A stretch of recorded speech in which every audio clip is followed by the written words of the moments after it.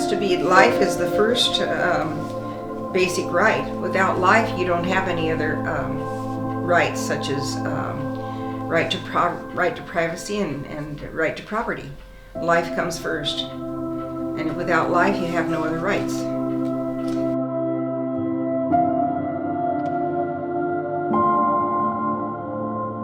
I first became aware of the pro-abortion issue in 1970 in Washington State. They passed Referendum 20. And in 1970, I was expecting my son, and it just hit me like a rock.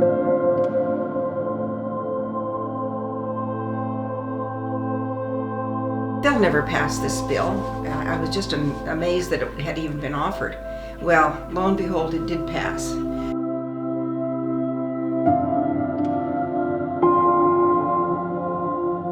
In 1975 is when I joined the Respect Life Committee at St. Louis Parish in Bellevue. Got acquainted with many other pro-lifers, and then from there did some volunteer work for Human Life of Washington.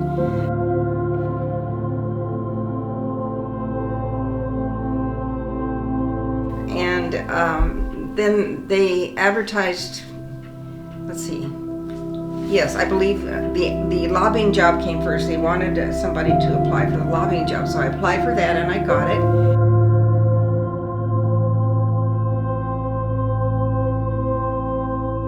When I got the job for lobbying, I was trained by Mike Padden, who is now a senator in Olympia. He told me how to do it and who to see and so forth. He was really my coach.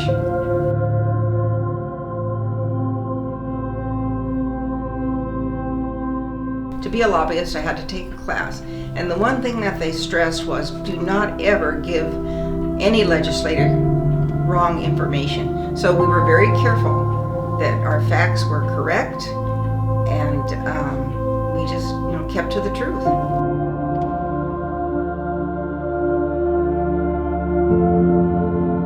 But I had to go into the offices of the legislators individually, and my goodness, that was very difficult.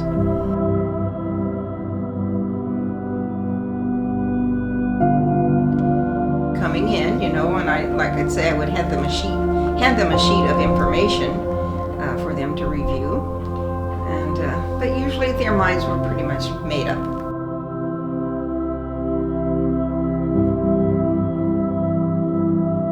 My first day of lobbying and my first appointment was with a pro-choice legislator who had written the euthanasia bill. And so my first appointment was with him, and he let me in the door and he says, "I've been waiting for you." So, it's just kind of like the enemy's here. So I'll never forget that greeting. "I've been waiting for you." And he was the sponsor of the bill, and I went in and I gave our presentation about why it was wrong.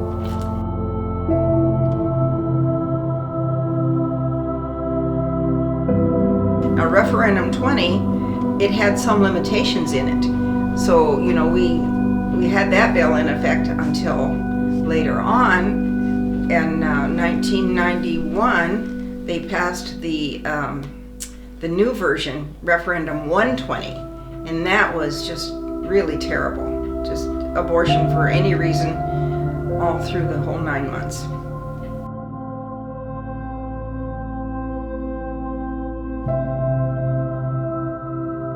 And the only good part about 1991 was there was the assisted suicide measure on the ballot, and we were able to defeat that.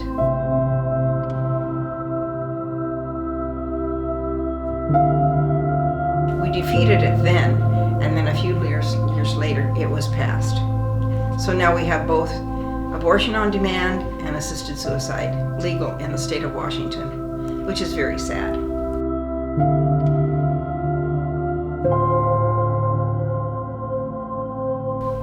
And with the help of my husband, we managed all the daily duties of family life, and he retired in 1991, and he took over the cooking for the family, which was a big help to me, or I would not have been able to continue on with my pro-life work if he didn't take that big necessity off my hands.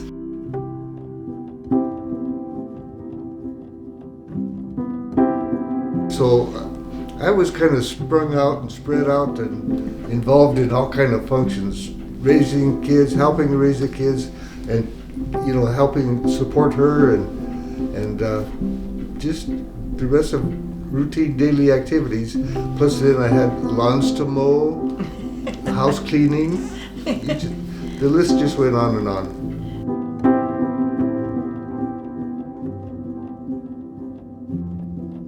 So I did lobbying work during session, and then Human Life PAC during the election years.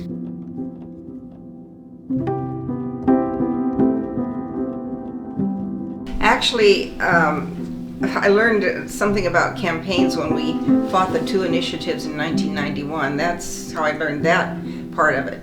But as far as running the Human Life PAC, basically that involved surveying candidates to see where they stand on the pro-life issues.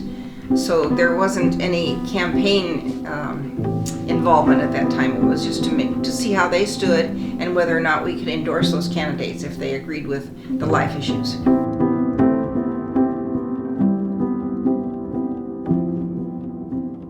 I didn't even know how to use a computer when I first started. There you go. So where there's a will, there's a way. That's right, yeah. Nice. I mean, I didn't go to school for it, but I just learned on the job.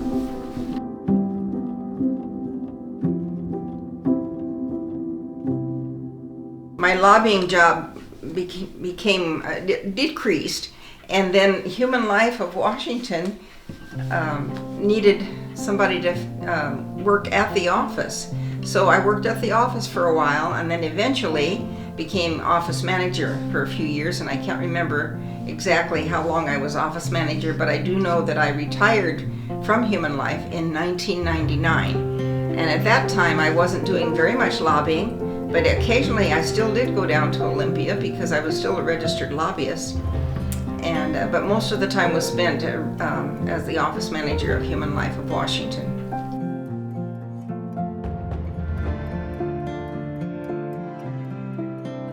And I learned by doing. That's the way I learned. I didn't go to school especially for this.